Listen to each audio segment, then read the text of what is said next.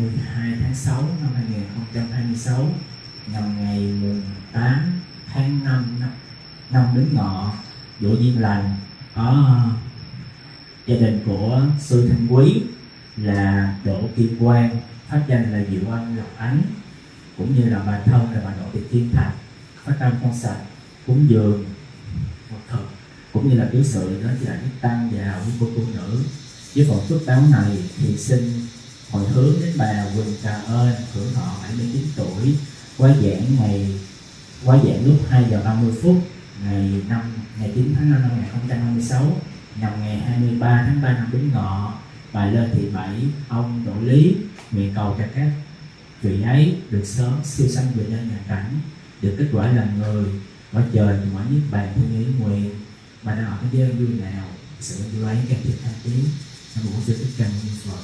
Ngày này chúng con cũng thỉnh tượng tò phước văn sẽ thành mẫu có chút như thời động tâm đến cả việc lại được biết đủ hôm nay con không thỉnh nào. Nam mô Bổn Sư Thích Ca Mâu Ni Phật. Tất nhiên gia đình Đức Tăng mở cổ tinh Phật an cho các gia đình chúng hôm nay là cầu mong cho các gia đình di chủ hôm nay được luôn luôn an vui, khỏe mạnh, tay ba nạn khỏi, học mạnh tích trừ và thiện tích trừ. Nam mô Bổn Sư Thích Ca Mâu Ni Phật. Nam mô Tassa Bhagavato Arahato Samma Sambuddhassa. Nam mô Tassa Bhagavato Arahato Samma Sambuddhassa. Nam mô Tassa Bhagavato Arahato Samma Sambuddhassa.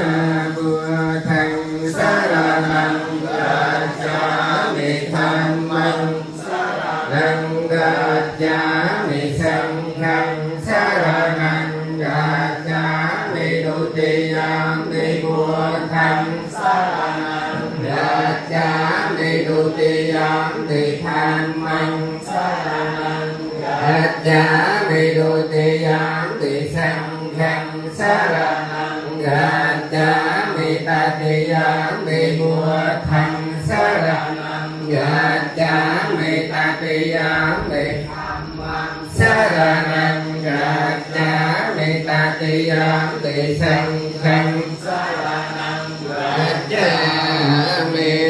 Tiviso bhagava arahang samma sambuddho vicaccarana sampanno sugato lokavido Purisa dhamma sarabhisatha deva manusanang buddho bhagavati swakhato bhagavata dhammo sanditiko akariko lehitasiko panayiko veditapo venyo hi supatipanno bhagavato sāvaka